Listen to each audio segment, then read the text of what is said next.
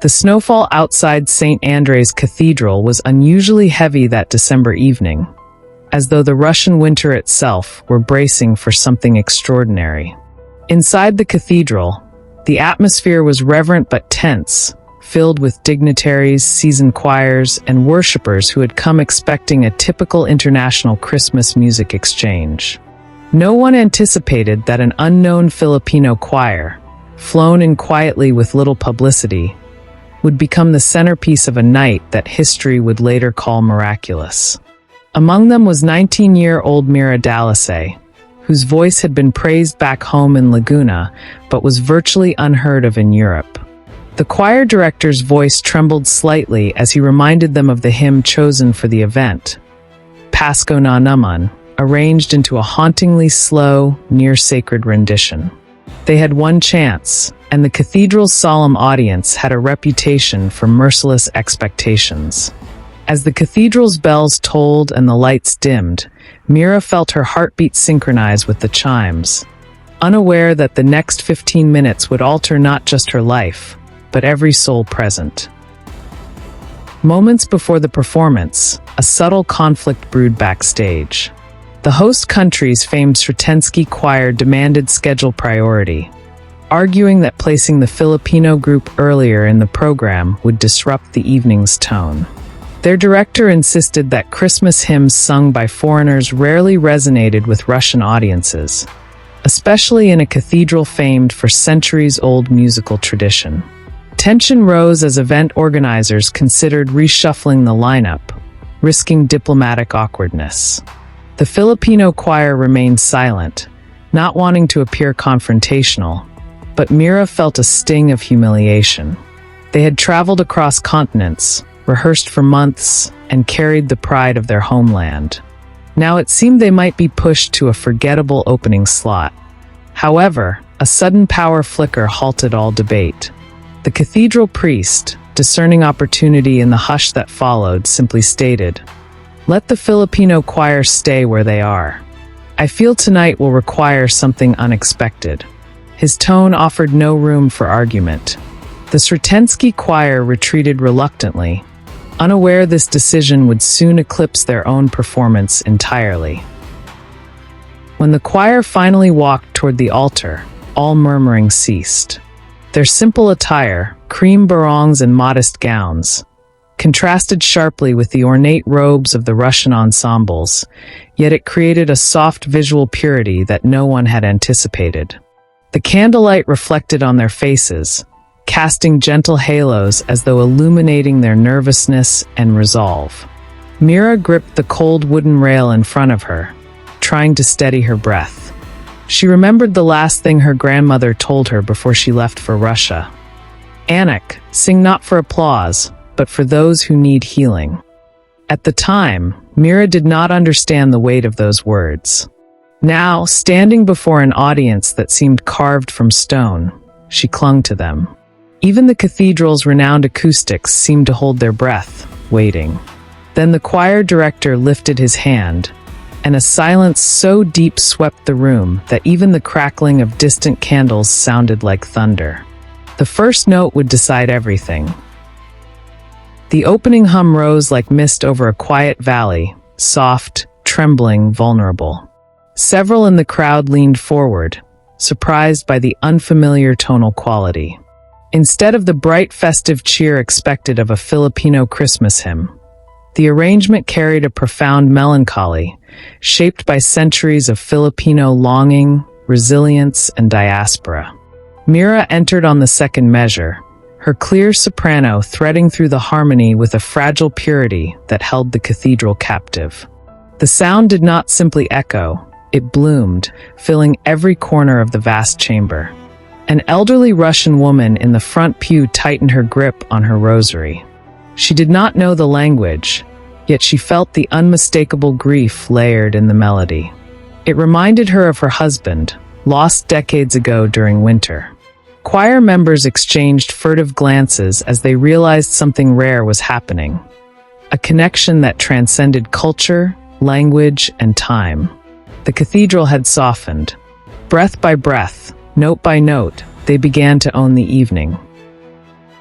But behind the beauty, Mira wrestled with her own inner storm. Hours earlier, she had received a message from home. Her grandmother's health had taken a sudden downturn. Doctors were unsure if she would survive the night. Mira had not told her choir director. She feared it would break her composure or, worse, lead them to replace her solo part. Now, singing with every ounce of strength she possessed, she imagined her grandmother listening from far away, clinging to life with the same faith she had taught her. Her throat tightened, threatening to crack the delicate control she maintained. The audience mistook the quiver in her voice for artistic emotion, not realizing it came from desperation. The choir behind her felt the shift too. Instinctively, they softened their harmony to support her. Something invisible moved across the cathedral, a current of empathy that could not be manufactured. Even the distant murmurs of tourists faded, leaving only the hymn and the weight behind it. As the hymn swelled, a small crisis unfolded near the back of the cathedral. A senior sound technician noticed that the microphones positioned for the Filipino choir were malfunctioning, failing to transmit fully through the broadcast system. He panicked. The event was being streamed to thousands across Russia and parts of Eastern Europe. He scrambled to adjust the system, but each attempt created faint static that risked interrupting the performance. His supervisor barked at him to leave the equipment untouched. The natural acoustics were carrying the voices beautifully, and any interference might ruin the moment. The technician hesitated, torn between responsibility and fear. Ultimately, he stepped back, letting the cathedral speak for itself. Unamplified, unprocessed, the hymn became even more haunting. Listeners watching the stream later would remark that the Filipino choir sounded as though they were singing from inside a dream, untouched by technology. A mistake had become a blessing, heightening the authenticity of a performance that already felt destined. The Russian dignitaries seated in the reserved pews exchanged unsettled glances. They had attended countless musical festivals, many featuring international talents, but this felt different, uncomfortably honest. One diplomat whispered that the hymn carried the sorrow of a people accustomed to hardship, yet still capable of joy. Another noted the absence of theatricality. The Filipinos were not performing to impress, but to give something of themselves. Even the cathedral priest felt compelled to bow his head. In that moment, he realized he was witnessing the rare intersection of cultural spirit and divine expression. When Mira's voice lifted into the higher register, the notes shimmered like shards of ice illuminated by dawn. The dignitaries, usually stoic, found themselves shifting as emotion welled unexpectedly. A silence filled the spaces between their breaths, a silence born not from protocol, but from reverence. For the first time that night, Russia was listening not with its ears, but with its heart. Then came the modulation, an abrupt leap into a higher key. It was the boldest part of the arrangement, and the choir had struggled with it repeatedly during rehearsal. The jump required perfect unison. Otherwise, the transition would collapse into awkward dissonance. As the moment approached, Mira's pulse quickened. She felt the eyes of the entire cathedral on her. The director's hand lifted. The choir inhaled. And then, like sunlight piercing through storm clouds, they entered the new key flawlessly, the harmony bursting open with brilliance. Gasps rippled through the crowd. The elderly woman with the rosary covered her mouth, tears forming without permission. Even veteran musicians in the audience felt shivers run down their spines. The modulation transformed the hymn from mournful to triumphant, an emotional ascent that mirrored the Filipino spirit. It was a sound that declared, "Grief may shape us, but hope defines us." And hope, in that cathedral, felt tangible. Unknown to the choir, a man in the upper balcony had been recording the entire performance on his personal device. He was a music historian specializing in Slavic and Asian choral interactions.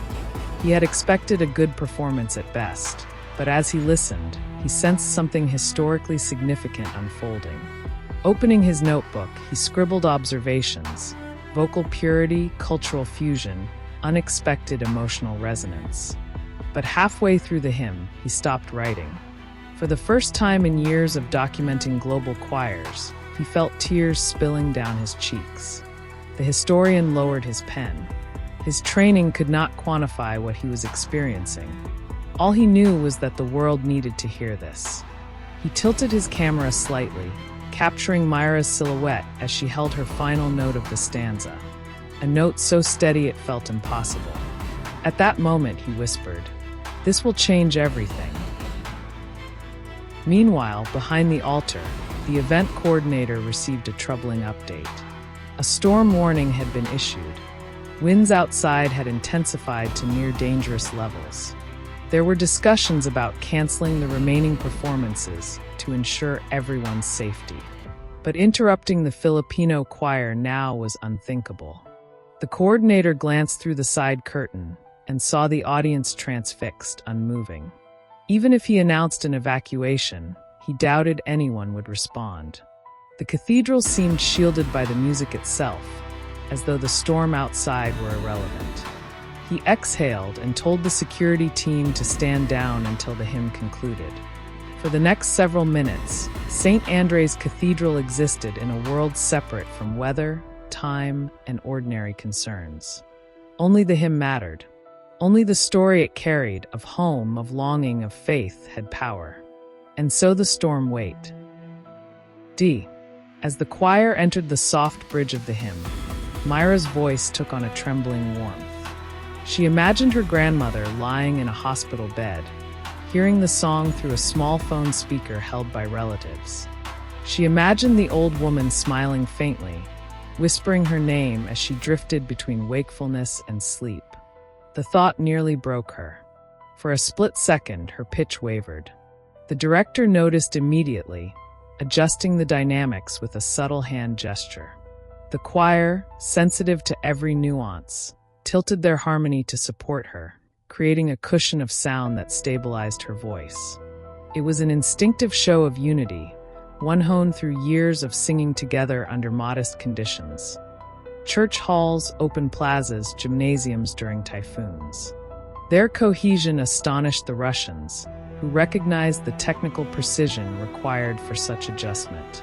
But for the Filipinos, it was simply what they did. They carried each other. Something uncanny occurred next.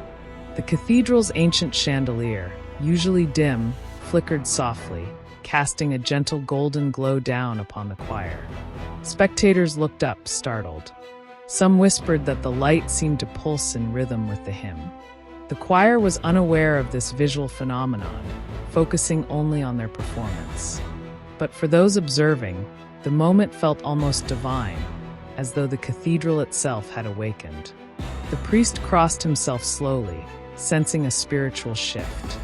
Even atheists in the room, scholars, politicians, tourists, felt an inexplicable stirring. Later, theories would emerge. Drafts from the storm, aging wiring, coincidence. But those present knew better. The hymn had touched something deep within the walls of the cathedral, something that responded not with words, but with light. As the final verse approached, Mira felt a strange calm wash over her. The anxiety that had shadowed her since morning began to lift. She sensed, without understanding why, that her grandmother was no longer suffering.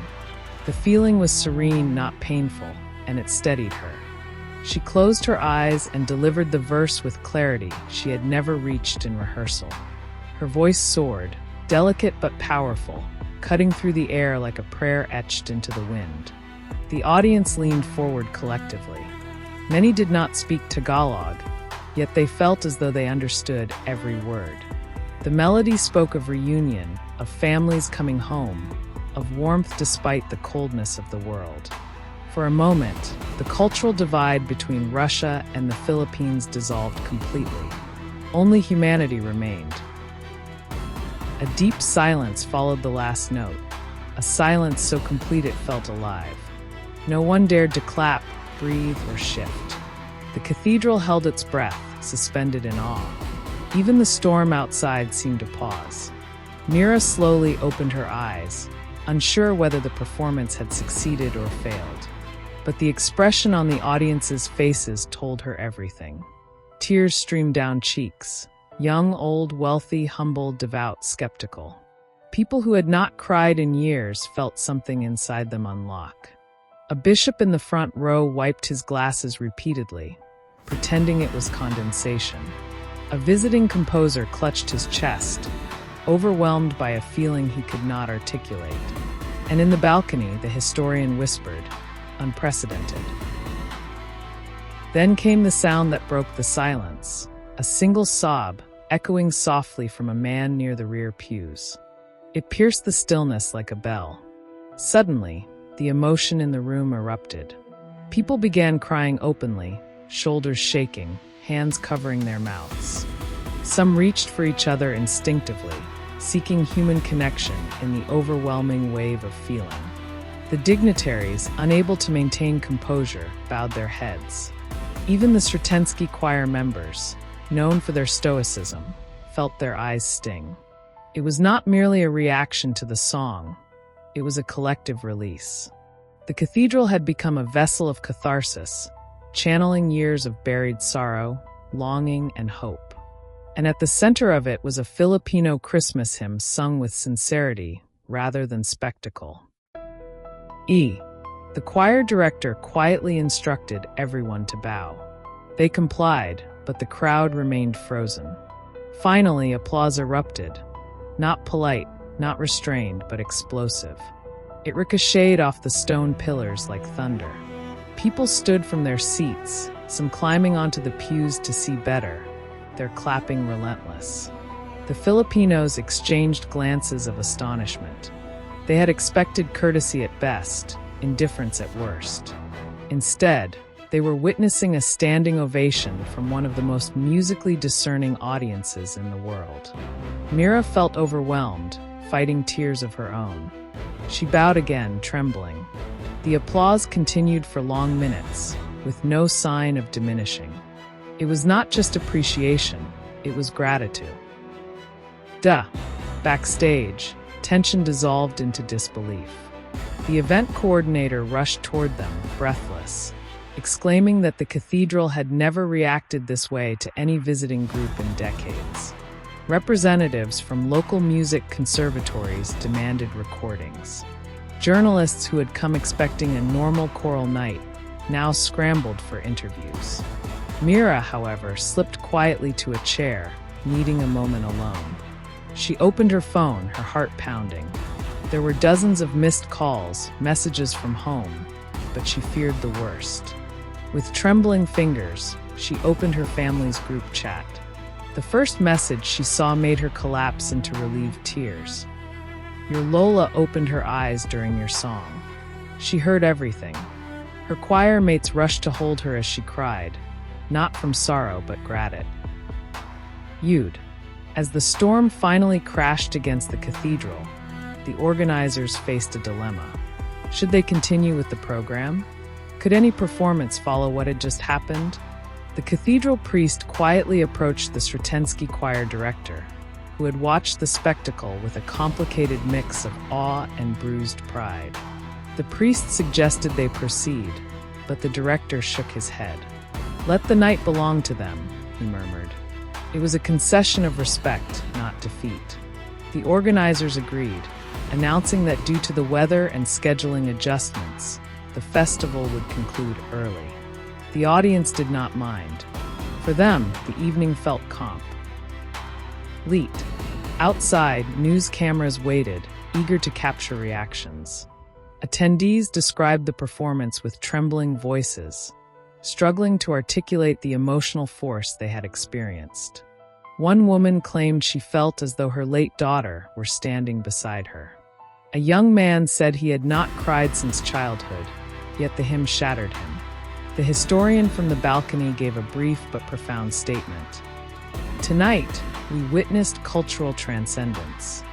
Within hours, clips of the performance, captured by audience members, began circulating online. Even with imperfect audio, The video spread rapidly, reaching viewers across continents. People responded with the same astonished emotion seen in the cathedral. When the choir finally stepped outside into the storm, their breaths forming small clouds, they were greeted not with coldness, but with applause from those still gathered outside. Umbrellas tilted, scarves fluttered, and strangers approached simply to say thank you. A Russian grandmother gently touched Mira's cheek and whispered something in Russian. A translator explained. She said, "Your voice reminds her of angels." Mira bowed her head humbly. She felt unworthy of such praise, but she understood that this night had given people something they desperately needed, a moment of grace. On the bus ride back to their lodging, the choir sat in stunned quiet. The director replayed the performance in his mind, marveling at how everything, fears, uncertainties, technical failures, had aligned to create something transcendent. He turned to Mira, who sat gazing out the window, still processing everything. "You sang with truth," he said softly. "That is why they listened." Mira did not respond immediately. She was thinking of her grandmother, of home, of how a simple Filipino hymn had carried so much weight. Finally, she whispered, "It wasn't me, sir. It was all of us." As they reached their hotel, a staff member rushed toward them with urgent news. The video of their performance had gone viral across Russian social media platforms, garnering hundreds of thousands of views in less than an hour. Comments poured in, some amazed, some confused by the depth of their own emotional reaction. People asked for translations of the lyrics. Others insisted that the choir be invited back for future festivals. A few skeptics accused the video of being edited with cinematic audio enhancements, unable to believe such purity existed naturally. But those who had been inside St. Andrei's Cathedral knew the truth. The next morning, the choir awoke to international headlines. Filipino hymn moves Russian Cathedral to tears. Unexpected miracle in Moscow. Foreign choir delivers once-in-a-lifetime performance. Even Philippine news outlets picked up the story, celebrating their achievement. Government officials sent messages of congratulations. Schools shared the video in music classes. Families back home wept with pride. Mira, still in disbelief, received a video call from her grandmother, frail, smiling, and very much alive. "I told them," her grandmother whispered. "My granddaughter's voice has healing." Mira could not speak, her throat tightening with emotion. Later that afternoon, the choir returned to the cathedral at the priest's request. He wanted to personally thank them and offer a private blessing. When they entered, the massive space felt transformed. The priest explained that after they left, several attendees stayed behind, praying silently, unable to shake the feeling that something sacred had occurred. "In all my years serving this cathedral," he said, "I have rarely seen such unity of spirit." He asked them to sing one more hymn, not for an audience, but for the cathedral itself. The choir agreed, their voices filling the space once again, gentle and intima. During their second song, a small group of monks entered quietly, listening with bowed heads. One of them later approached the choir director with a proposal, a collaborative project combining Russian liturgical singing with Filipino choral styles. He believed the blending of traditions could produce something unprecedented. The director promised to consider it. Mira, listening from the side, realized how one night had opened a bridge between two distant cultures. Music, she thought, was not merely sound. It was a vessel that carried souls across worlds. As the days passed, invitations flooded in. European festivals wanted them. Asian embassies reached out. Even small churches from remote villages asked for recordings. The choir was overwhelmed but grateful. They understood that fame was never the goal. They had only wanted to represent their homeland with dignity. But now they bore a new responsibility: to continue offering music that healed, uplifted, and united. Mira felt the weight of this calling. She wondered whether she was ready. Yet every time she doubted, she remembered the cathedral's tears.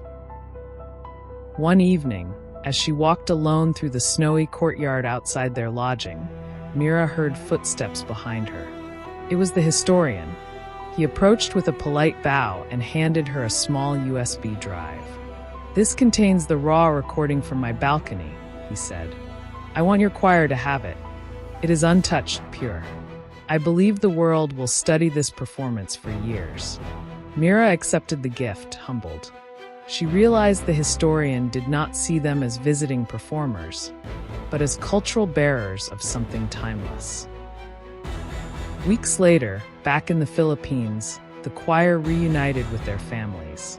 A modest celebration awaited them at the town plaza, filled with lanterns, food stalls, and the warmth of community pride. Mira's grandmother was there, seated in a wheelchair, but smiling with the radiance of someone who had witnessed a miracle. She held Mira's hand and whispered, "See? God used you." Mira knelt beside her, overwhelmed. She understood now that the hymn's power did not come from her voice alone. It came from the collective strength of her choir, the prayers of her people, and the longing carried through every Filipino Christmas. But the greatest surprise came months later, when St. Andrei's Cathedral officially archived the performance, labeling it a turning point in cross-cultural sacred music. Scholars analyzed its emotional impact. Russian composers created new arrangements inspired by Filipino harmonies. Choral groups across Eastern Europe attempted to replicate the rendition, but could not capture its raw authenticity. The Filipino choir was invited back for a full concert, this time as the headlining act. What began as a humble exchange had grown into an international musical movement. And yet, despite the recognition, awards, and invitations, Mira returned often to the memory of that first night. The cold air, the trembling candles, the cathedral's ancient stone walls, and the collective silence that followed the final note. She understood that such moments were rare, shaped not by ambition but by sincerity. A Filipino Christmas hymn had brought a Russian cathedral to tears not because it was perfect, but because it was honest. It carried the soul of a people who had suffered, hoped, endured, and celebrated across generations. And in that sacred exchange, two distant cultures discovered that their hearts beat with the same rhythm. Music, after all, was the language that needed no translation.